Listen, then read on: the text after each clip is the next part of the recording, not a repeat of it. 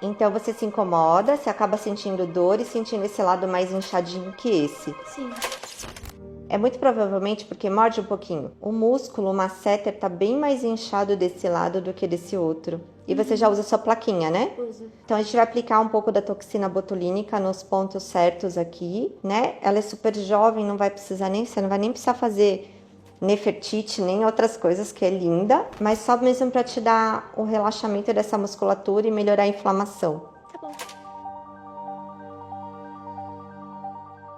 Esse lado incomoda mais do que esse. Ali tá inflamado.